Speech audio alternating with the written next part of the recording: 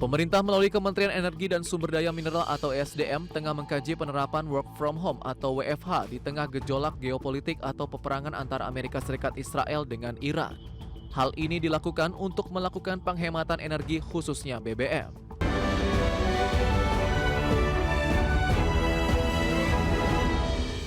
Ya, sementara itu upaya pemerintah melakukan penghematan anggaran sebagai upaya antisipasi atas risiko krisis ekonomi global akibat konflik kawasan Timur Tengah juga didukung dengan penghematan energi, khususnya penghematan BBM. Pemerintah melalui Kementerian Energi dan Sumber Daya Mineral atau SDM tengah mengkaji penerapan work from home atau WFH di tengah gejolak geopolitik atau peperangan antara Amerika Serikat Israel dengan Iran. Hal ini dilakukan untuk melakukan penghematan energi khususnya BBM.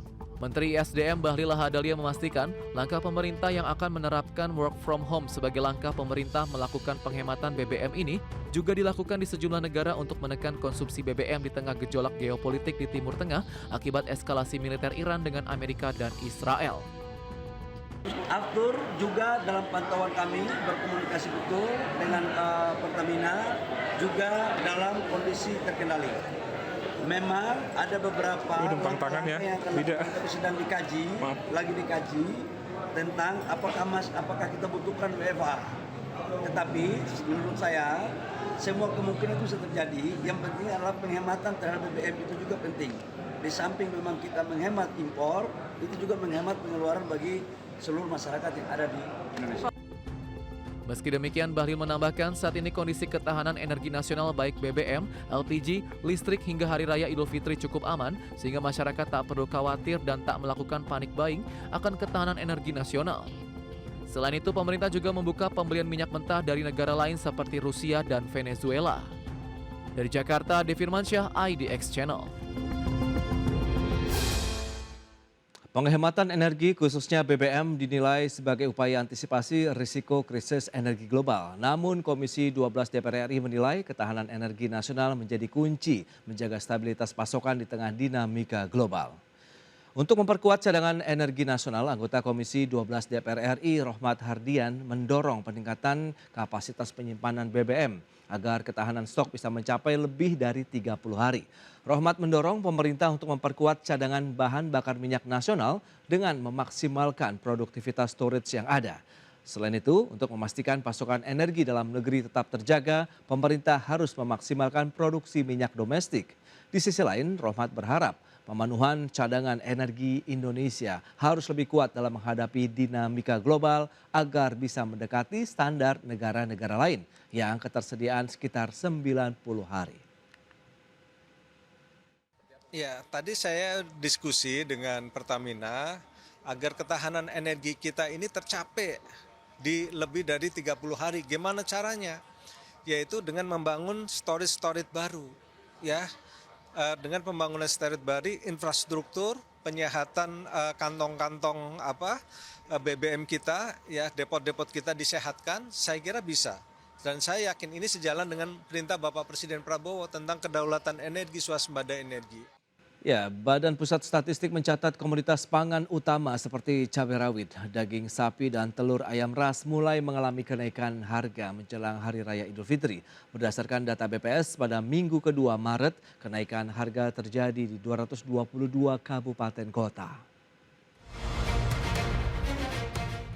Jelang Hari Raya Idul Fitri, Badan Pusat Statistik mencatat sejumlah komoditas pangan utama mulai mengalami kenaikan harga di berbagai daerah. Kenaikan ini utamanya terjadi pada komoditas cabai rawit, daging sapi, dan telur ayam ras. Temuan tersebut didasarkan pada pemantauan indeks perkembangan harga pada minggu kedua Maret 2026. Menurut Deputi Bidang Statistik Distribusi dan Jasa BPS Ateng Hartono, jumlah daerah yang mengalami kenaikan IPH semakin bertambah dibanding pekan sebelumnya. Pada minggu kedua Maret, kenaikan harga terjadi di 222 kabupaten kota, meningkat dari 204 kabupaten kota pada pekan pertama bulan yang sama. Selain tiga komoditas utama tersebut, sejumlah bahan pangan lain juga turut mendorong kenaikan harga, yakni daging ayam ras, beras, hingga minyak goreng. Jadi kenaikan IPH pada kondisi minggu kedua Maret tahun 2026 yaitu di DKI Jakarta mengalami kenaikan IPH 2,85%. Kemudian yang kedua Gorontalo 1,78%, Nusa Tenggara Barat 1,71%, Banten, Jawa Tengah, Yogyakarta, Sulawesi Barat, Jawa Timur, dan juga di Maluku Utara. Nah, komoditi yang memberikan andil terhadap peningkatan IPH pada minggu kedua Maret 2026, terutama cabai rawit, daging sapi, dan telur ayam ras. Demikian juga Berdasarkan pemetaan BPS, lonjakan harga cukup terasa di sejumlah wilayah di Sumatera dan Jawa. Di Sumatera, kenaikan IPH tertinggi terjadi di Kabupaten Bener Meriah, Aceh, dengan perubahan IPH mencapai 3,17%. Kenaikan harga dipicu oleh naiknya harga daging sapi, daging ayam ras, serta beras. Sementara di Pulau Jawa, lonjakan IPH tertinggi terjadi di Kabupaten Brebes, Jawa Tengah dengan kenaikan mencapai 3,07%. Tekanan harga di wilayah tersebut terutama berasal dari cabai rawit, daging ayam ras, dan daging sapi. Jakarta, Tim Liputan IDX Channel.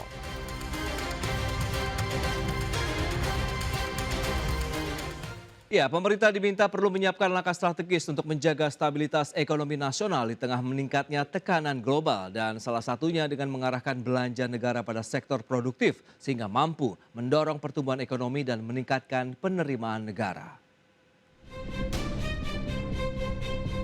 Pemerintah Indonesia perlu menyiapkan langkah strategis untuk menjaga stabilitas ekonomi nasional di tengah meningkatnya tekanan global. Menurut Direktur Eksekutif Indef, Esther Sri Astuti, pelemahan nilai tukar rupiah terhadap dolar Amerika Serikat berpotensi mendorong defisit APBN melewati batas 3% terhadap produk domestik bruto.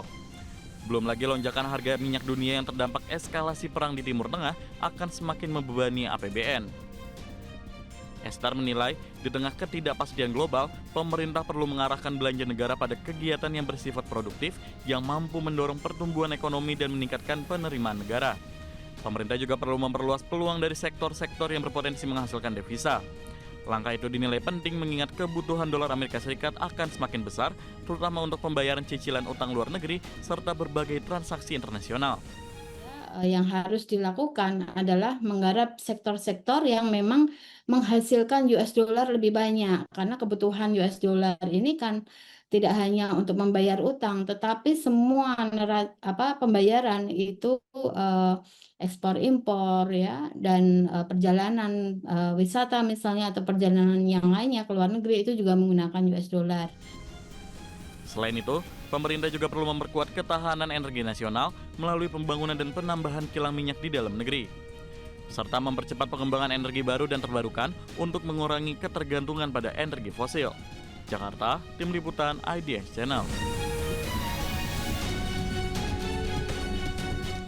Pemirsa, Kementerian Keuangan akan mengejar sejumlah perusahaan yang terindikasi melakukan praktek under invoicing guna meningkatkan penerimaan negara. Penindakan terhadap praktek ilegal tersebut diyakini dapat mendorong peningkatan setoran pajak ke depannya.